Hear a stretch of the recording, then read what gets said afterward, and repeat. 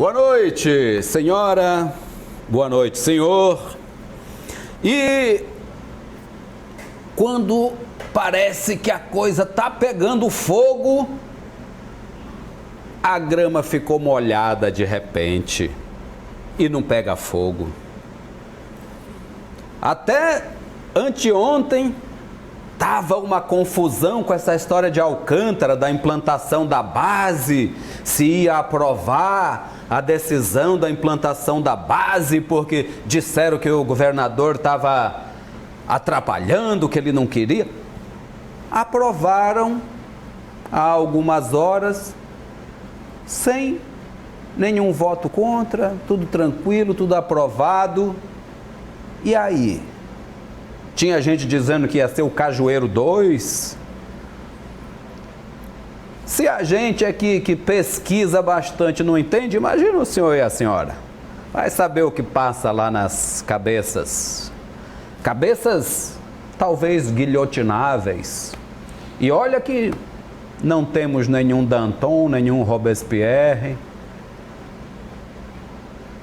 E talvez acabe tudo em carnaval.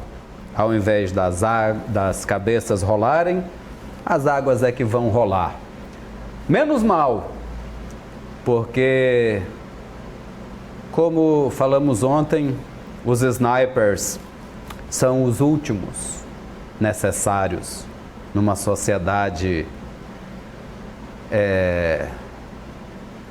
do antropoceno, a sociedade em que o homem está no centro, sem querer ser nietzschiano. Mas eu não vou me alongar muito nessas coisas de política, ou talvez a gente se alongue no decorrer do programa. Hoje nós vamos falar de literatura. Também acho que vamos falar um pouco de América Latina, vamos falar do mundo todo. Hoje nós recebemos, pessoalmente, para mim, com muito orgulho e satisfação e admiração, o escritor Ronaldo Costa Fernandes. Ronaldo, seja muito bem-vindo aqui a Os Analistas. Obrigado pelo convite. O Ronaldo é maranhense, vive fora do Maranhão há muitos anos e tem uma boa estrada, Natanael, na literatura e experiências aí em outros países. Nunca, eu vou já perguntar para ele se é muito diferente nesse momento do momento em que ele esteve por lá. Mas na sua citação de Robespierre da quebra da Bastilha, faltou o Marat também, foi Marat, né, preponderante também ali na... Cortaram a cabeça do Marat também? Cortaram. Rapaz. Jornalista sempre se lasca primeiro, né, Gerardo? Eu lembrei aqui até de, não sei se foi o Aldo Leite que fez uma peça aqui, que era um diálogo entre Marat, era dessas coisas que Borges gosta de fazer, Borges, Calvino fez também naquele As Cidades Invisíveis, que é o encontro de gente com diferentes séculos de vivência. O pessoal chama de acronismo, né? Isso. Aí era uma conversa de Marat com quem? Com alguém, Aldo Leite que fez, Aldo que Deus o tenha em grandes contas. Mas você sabia que Ronaldo viveu 10 anos na Venezuela? Não. Vamos começar por aí, Ronaldo. Foi antes do chavismo, né? Foi antes do chavismo.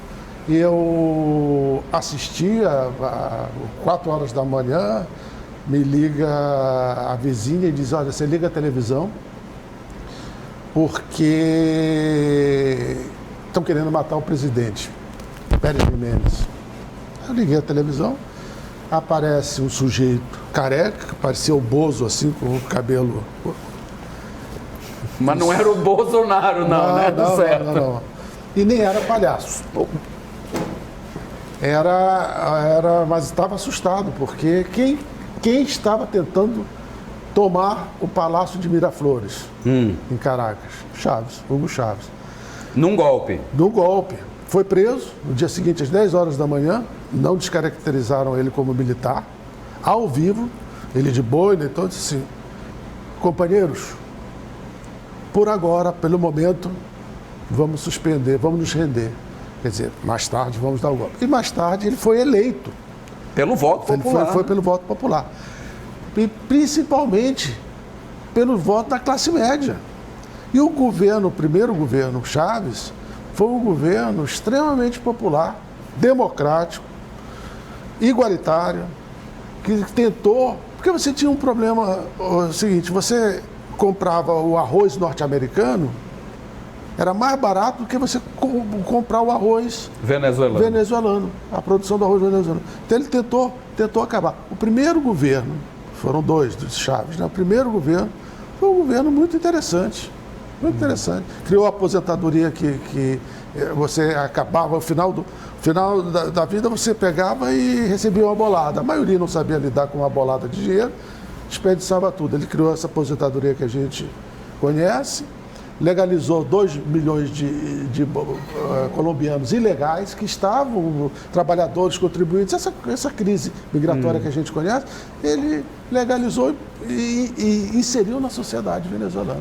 O primeiro governo Chaves foi muito interessante. Você estava lá nessa curva, que foi já no segundo, já começou, você acompanhou de perto lá? Acompanhei. O que aconteceu ali, Ronaldo? Aconteceu primeiro, parece que fevereiro, para ser rasgado, em fevereiro de 92, o Pérez Jiménez tinha 2 meses, eu acho, alguns meses de governo, um país com uma corrupção tremenda no Sinte, todos eles sofriam uma corrupção terrível, e o povo insatisfeito, não sei o que. Em fevereiro de 1992, o senhor Pérez Jiménez comete um grande erro, que nenhum presidente que tem um petróleo pode fazer, aumentou o preço da gasolina.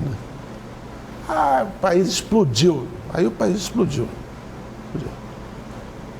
E aí foi em decadência, e teve várias tentativas de golpe, não só de Chaves, mas outro, o Caracasso, que morreram 3 mil pessoas, não era Chaves. O Caracasso não era Chaves. No golpe de Chaves foi preso, não morreu pouca gente. O Caracasso, que não se sabe que liderança foi, morreu 3 mil pessoas. Morreram 3 mil pessoas. Existem algumas teses que eu já li, não estudos acadêmicos, nada científico, mas de reportagem, Ronaldo, às vezes até ligadas a grupos políticos. Uma diz o seguinte, aponta este período muito corrupto da Venezuela, que é no período anterior a Chaves. Aí você cita essa questão de que o arroz americano era mais barato. Ou seja, a Venezuela era meio que tratada como um quintal dos Estados Unidos e talvez eles fizessem essa graça para manter uma política que era muito alinhada à política norte-americana, que, se não me engano, eram 2 grupos que ficavam se alternando no poder. Sim. E tudo aos Estados Unidos e a população mantida num cabrestinho, talvez comendo esse arroz barato e nenhum desenvolvimento real, de um desenvolvimento tecnológico, nada de trabalhar a diminuição da desigualdade, do mesmo jeito que no Brasil não se faz também. E quando o Chaves tenta quebrar isso e trazer um desenvolvimento de fato para o país, desagrada completamente os norte-americanos e que conseguem, através das mídias, chamar Chaves de ditador e etc, etc, etc. Como que você, que esteve lá, que presenciou, como que você faz essa análise? Você observou muito bem. Eu estou falando aqui do primeiro mandato de Chaves, porque é justamente isso. Chaves vai mudar no segundo mandato e Maduro já é outra coisa. Eu não quero discutir Maduro, porque Maduro é autoritário, Maduro errou a mão. Lembra muito uma pessoa aqui no Brasil, Maduro é um mau administrador antes de tudo. Quer dizer, o primeiro governo Chaves deu as linhas gerais. Mas Chaves precisava se apoiar no Exército. E o Exército passou a ser o grande poder. O grande poder. E o próprio Chaves, no final da vida, já estava refém do próprio Exército, do qual ele era membro, foi membro. Né? Entendi. Então, esse país, o que o Chaves tentou foi isso, justamente. Criar uma indústria forte, não operar somente na monocultura da exportação de um só produto, que era o petróleo, que é uma das maiores reservas do mundo de petróleo, tá entendendo? Dá para ser uma Arábia Saudita, pagar todo mundo, ninguém trabalha aqui, então o dinheiro está para todo mundo. Podia ser uma Noruega sul-americana. Não, perfeito, na época tinha 20 milhões de habitantes, era uma... Mas Não há país que sobreviva, nenhum país que sobreviva com sanção econômica. Faça sanção econômica no Brasil. Não vai dar. Imagine o Brasil sem poder exportar. Imagine o Brasil sem poder importar. Não dá certo. Ou seja, a política globalizada tem as suas vítimas, né, espalhadas em todos os continentes. Você tem um país rico, bonançoso, exuberante, como os Estados Unidos, com grande democracia, mas que não permite a exuberância, a democracia, a bonança dos outros. E se põe como xerife do mundo a dizer isso serve, isso não serve. Você pode fazer comércio com fulano, você não pode fazer comércio com fulano. Mas fica complicado, né? E a tua experiência lá era o Centro de Estudos... eu fui dirigir o Centro de Estudos Brasileiros. Né? Ligado à língua portuguesa, à literatura... Não, era da Embaixada do Brasil. Da Embaixada. Da Embaixada do Brasil. Como é que foi essa experiência lá, Ronaldo? Foi muito boa, principalmente esse contato com o mundo latino-americano, o mundo de língua espanhola, né? Porque eles são muito ligados à Espanha, né? Muito ligados à Espanha, coisa que nós temos. Nós temos uma ligação fraternal com Portugal, nós temos agora que Portugal entrou no mercado comum europeu, a União Europeia, nós temos até um certo respeito, o brasileiro quer morar lá, não sei o que e tal, mas não é a paixão que a Hispano-América tem em relação à Espanha. Adoro, amo, chamam a mãe pátria. Você que se refere à Espanha, mãe pátria. E os espanhóis foram extremamente cruéis com ele. Então, dizimou as populações locais. Foi uma madrasta. Mas foi muito interessante, principalmente em termos culturais, porque os livros, mesma língua, circulavam. Você tinha edição, por exemplo, de Garcia Lorca, você tinha edição da Argentina, você tinha edição da Colômbia, você tinha edição da Venezuela. Então, nós temos aqui Brasil e Portugal. Os países africanos de língua portuguesa não têm expressão editorial. A expressão editorial no sentido de produzir livro que a gente consuma, né? Não de escritores, né? Sim. Então, foi uma coisa muito interessante. E eu já estava, depois de 10 anos, eu já tinha publiquei uma novelinha lá, já escrevi artigo para jornal. Então eu falei, daqui a pouco eu estava começando a espanholar a minha escrita. Eu falei, ou eu fico aqui definitivamente, migro e viro um escritor venezuelano, ou eu volto para o Brasil para cuidar da minha vida. A gente continua esse papo já aqui no próximo bloco com o Ronaldo Costa Fernandes. De volta aqui com os analistas. A gente não consegue fugir da política, né, Natanael? Por mais que esteja falando de literatura, a gente fica explorando esse lado político que sempre foi efervescente no Maranhão. Tu já reparaste? Em todo lugar, né, Geraldo? Será que em todo lugar é assim? O poder, né? E todo mundo quer chegar lá no... Se eu tivesse alcançado um pouco mais, meu avô tivesse ido um pouco mais à frente, eu ia perguntar como era a vida dos colonos lá no sul nessa época. Mas, Ronaldo, são quantos livros lançados? 12? Não sei. Não contou mais, né? Não sei, não conto mais. Agora, tem romance, né? Tem a poesia e tem o ensaio. Os ensaios. Como é que você está vendo a literatura brasileira agora? E maranhense, você é membro da Academia Maranhense de Letras, da Brasiliense também. Daqui um dia está na Brasileira, né? Fazendo companhia lá pro chazinho de cogumelo. Não é de cogumelo que eles tomam, é de vinho, né? Como é que você está vendo como a produção literária nesse período editorial tão complexo que a gente vive? Rapaz, em tempos de crise não se produz boa literatura. Se produz boa literatura, sim, em tempos de crise, como, por exemplo, a crise do Império Russo, que produziu Dostoiévski, que produziu Tolstói. Você tem esses períodos, mas qual é o grande livro do fascismo, de Mussolini? Qual é o grande livro da época de Hitler? Nós não temos. Ou do stalinismo. Qual é o grande livro do stalinismo? Eu não conheço. Dr. Zhivago. Bom, então, nós estamos ingressando numa era anticivilizatória, né? a barbárie está instalada, né? Tu estás condenando o século XX inteiro, Ronaldo. Estou condenando este momento, não, estou condenando o século XX. Porque no stalinismo, no hitlerismo, acabou. Com Mussolini, enfim, continua, desculpa. Pois é, não sei onde é que eu estava agora, deixa eu ver. Aí, olha, isso não... Porque a literatura já... Você acha que acabou no século XIX? Não, a literatura brasileira não, e ela está viva, pujante. Não, mas no mundo aí... Não, pujante. O que eu temo é que nesses próximos nesse ambiente anos... ditatorial... É que nesses próximos anos desinfle o fulgor criativo, né? No teatro, no cinema e na literatura, nesses próximos anos. Mas até o momento tem se produzido em todas as áreas de expressão artística obras de grande valor. E na literatura, eu não vou citar nomes, mas tem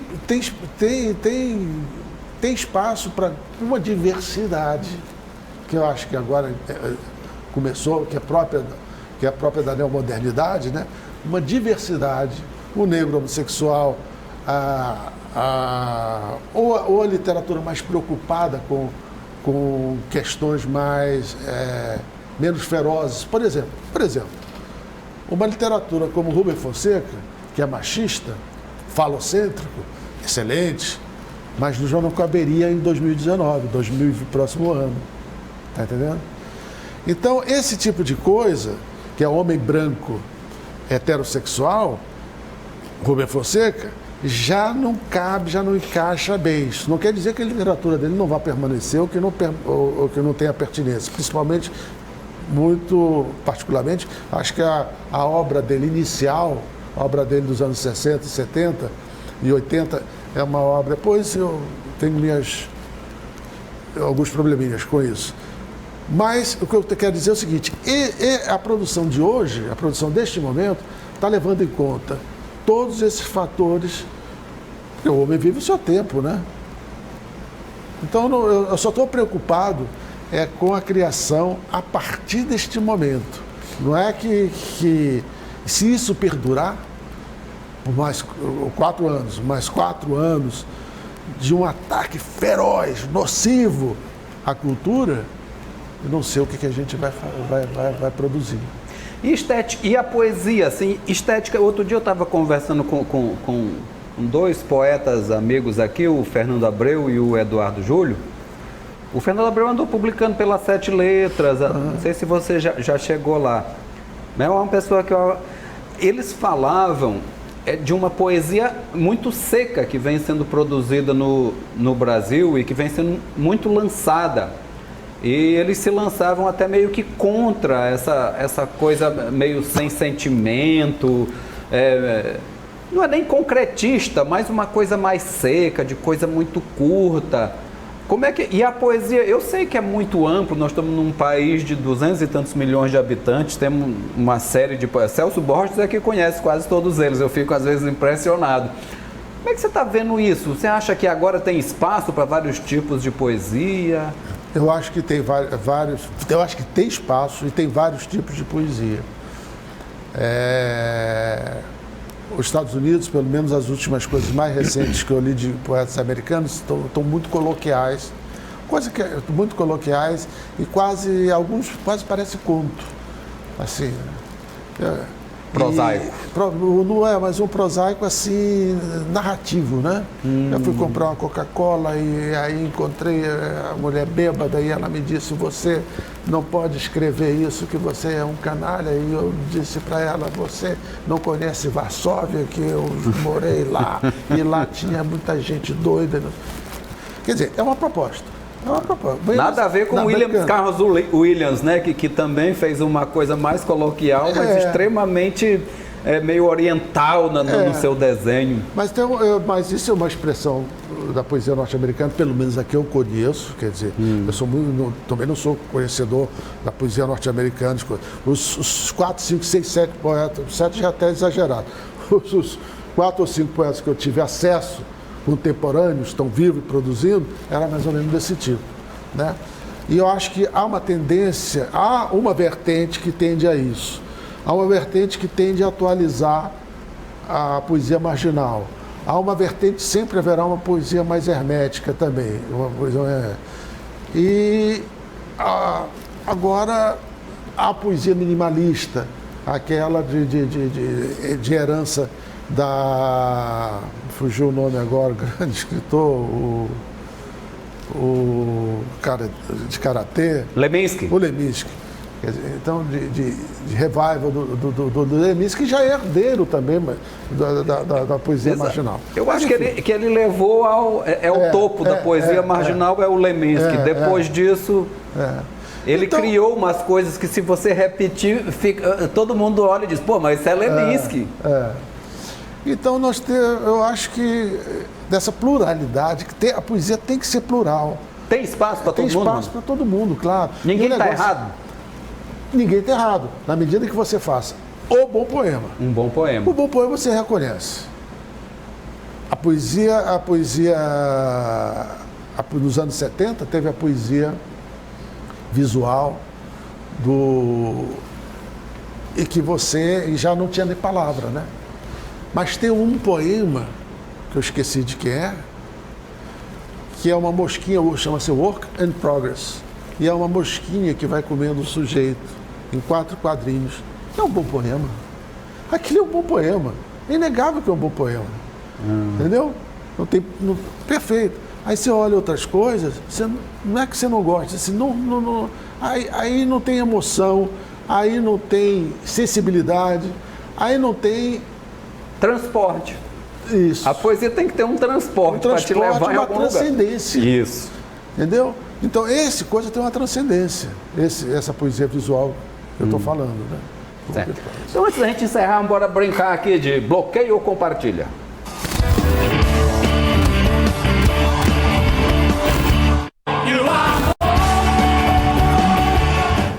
Vamos ver, Ronaldo, agora aqui o que Natanael preparou para você. Bota o primeiro. Tu já começa. O escritor Paulo Coelho, bloqueia? Por que, Ronaldo? Porque o Paulo Coelho faz uma literatura que é entre autoajuda e alguma coisa mal escrita, né? Pode crer. Você já leu o Murakami? Já. Você gosta do Murakami? O Murakami... Eu acho que ele é o Paulo Coelho japonês, embora ele escreva melhor. Muito melhor o Murakami. Só que o Murakami eu descobri, depois de ler muito Murakami, que o Murakami é juvenil. É literatura juvenil. Exatamente. A gente fica brigando com o Murakami, mas o Murakami não foi feito para leitor adulto.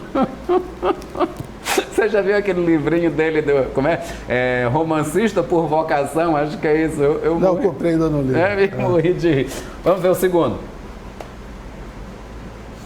E aí? E o governador Flávio Dino? Bloqueio ou compartilha? Perfeito. Inclusive, eu fui da ex-mulher dele, eu fui da banca de doutorado da ex-mulher dele. Diana, não, Diana. Diana, né? Diana. Acho que é Diana. É minha contemporânea aqui na época da Academia dos Párias. Então você compartilha, o governador? Compartilho. Terceiro.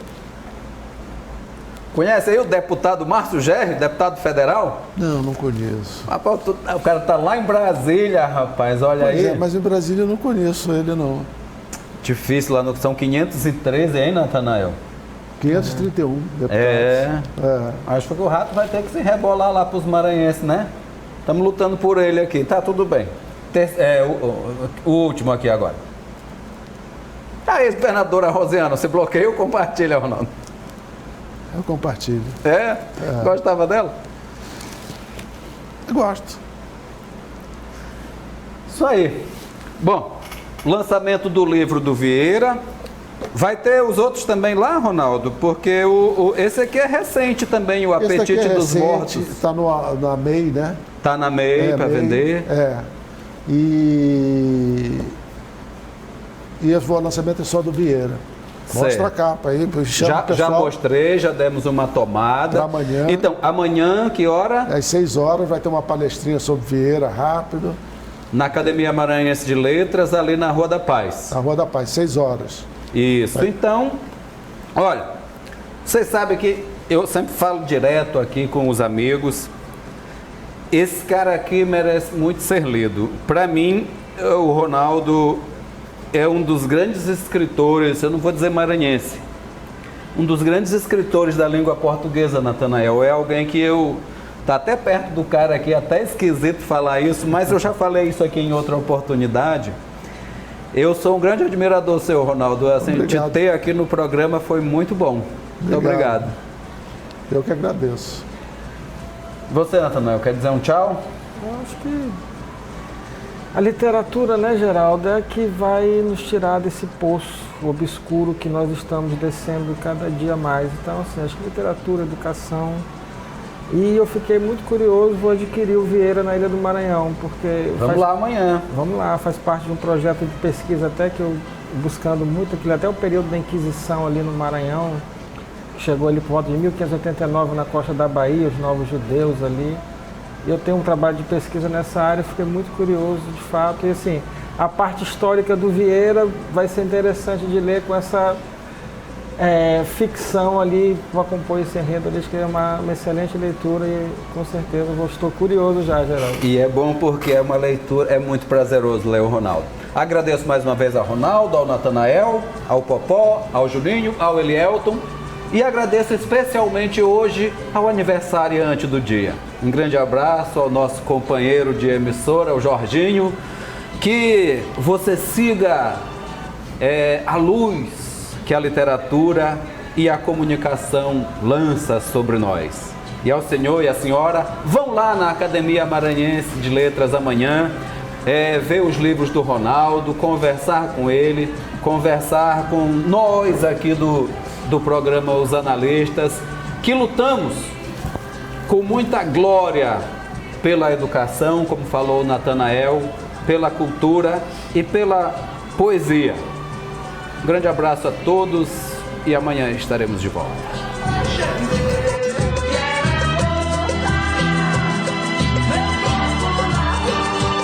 Voltamos aqui com os analistas. Hoje nós recebemos o escritor Ronaldo Costa Fernandes, que está contando aqui pra gente um pouquinho da vida dele na literatura, na experiência da cultura brasileira levada para outro país.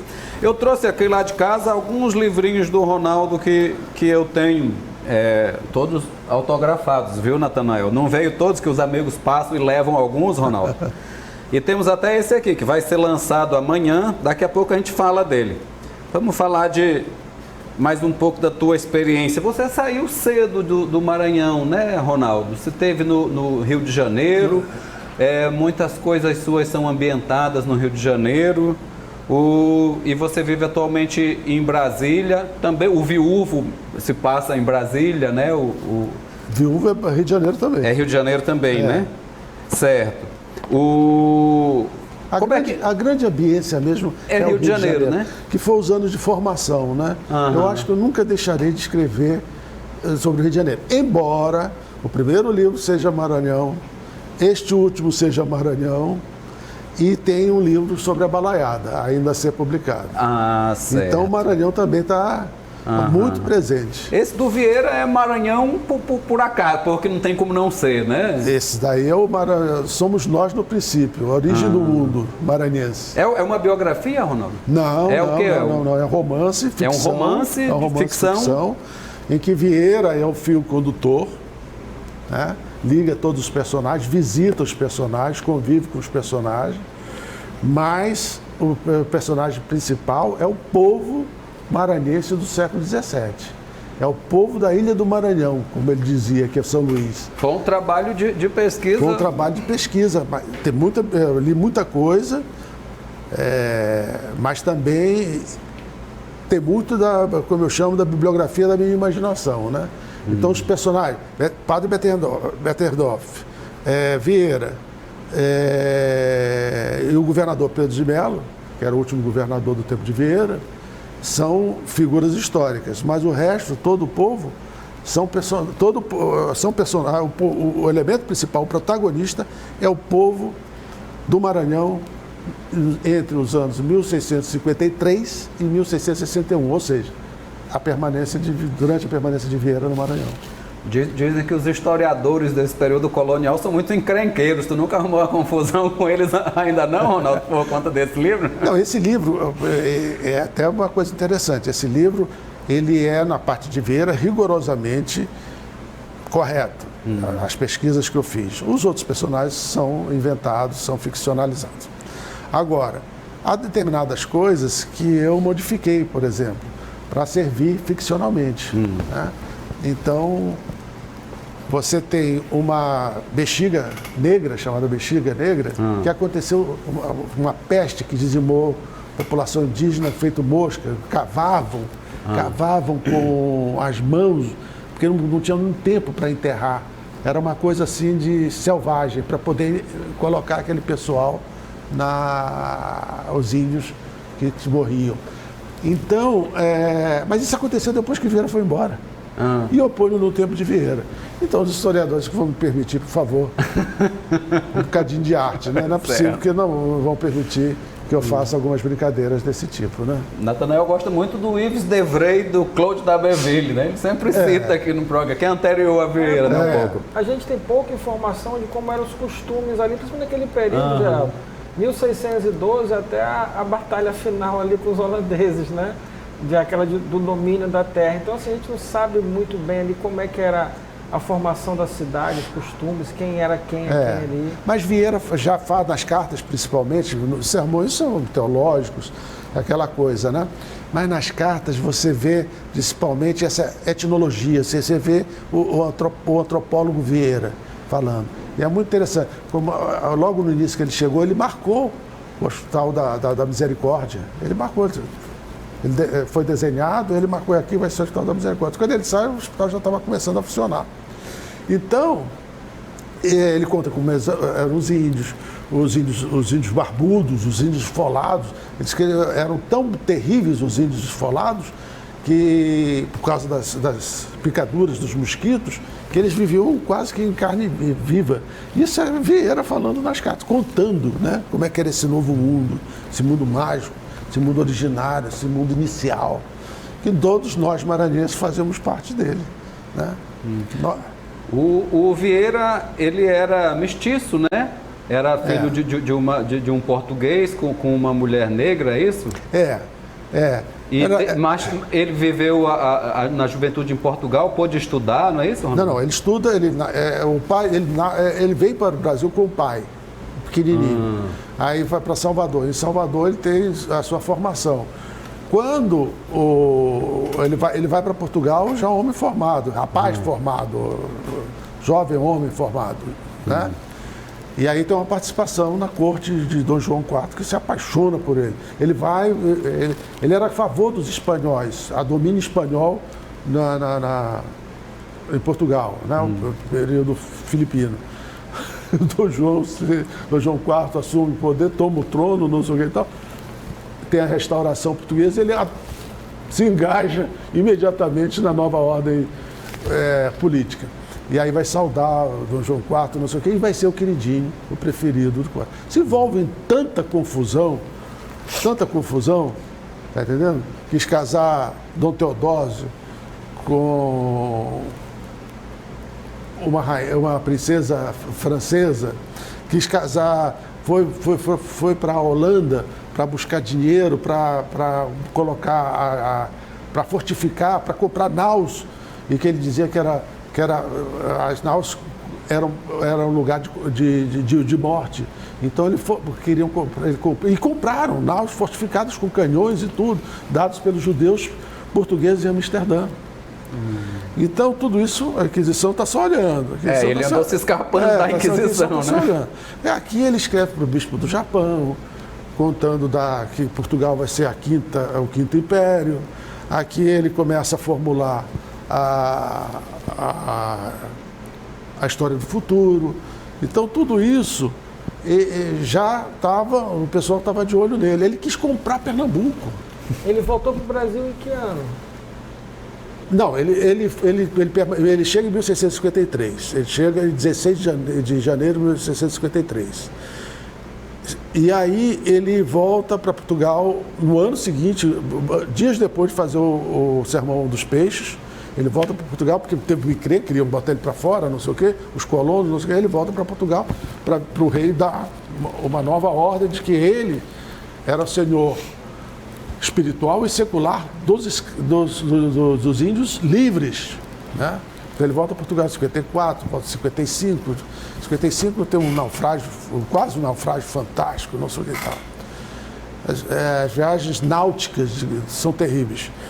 E então ele vai e volta até 1661, né? No segundo semestre de 1661, que realmente o povo expulsa de todo mundo com facão, tocha, pedaço de pau, os colonos todos. E o governador Pedro de Melo, que até aquele momento estava com ele, eu não vou ficar contra ele. Isso aqui no Maranhão? Aqui no Maranhão. Aí ele é embarcado no navio, não chega, ele estava no Pará, ele vem para o Maranhão, o governador disse, olha, nem põe os pés em São Luís, o negócio está tão feio que nem põe os pés em São Luís.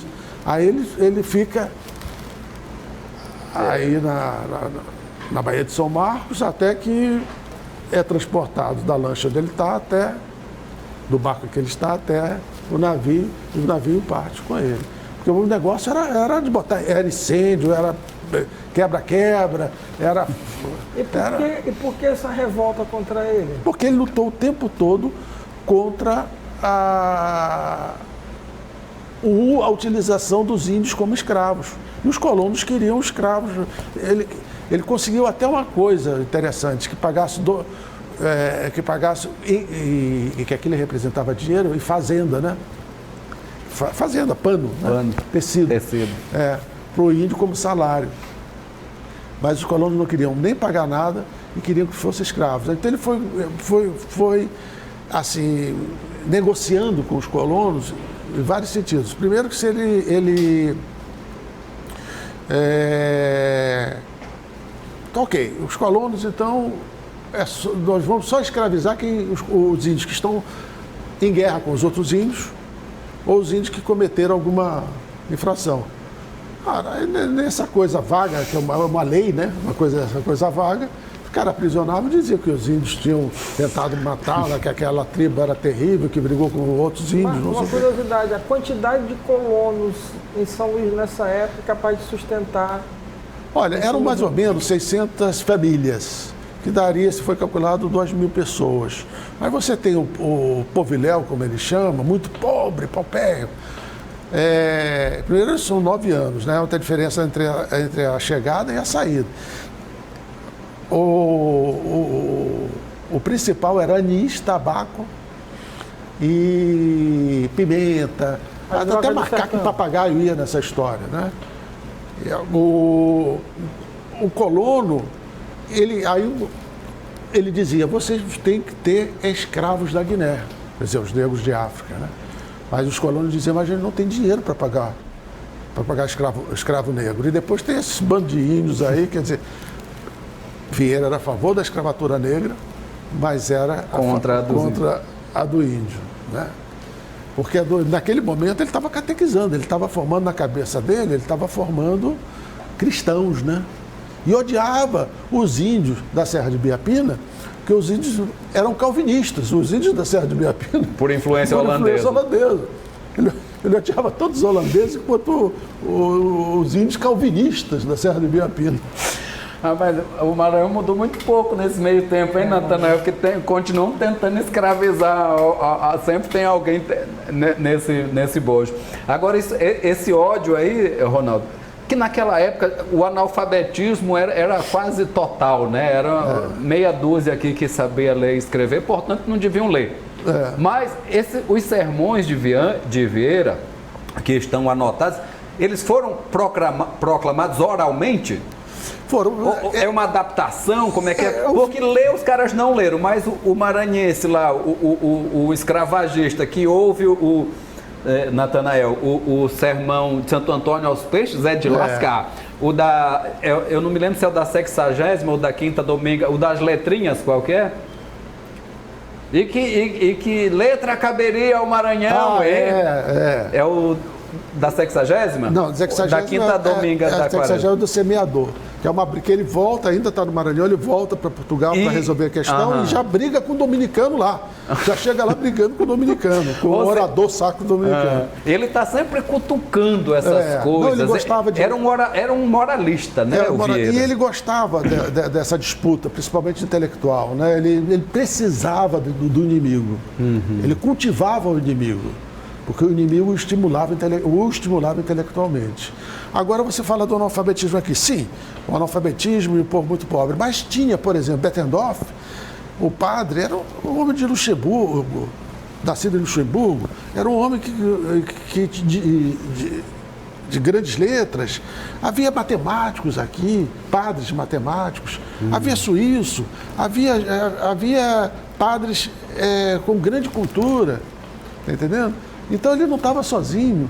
Ele, leitor de Klepper, como ele chamava, que é Klepper, e ele, Vieira, e leitor de Sêneca, ele tinha com quem dialogar.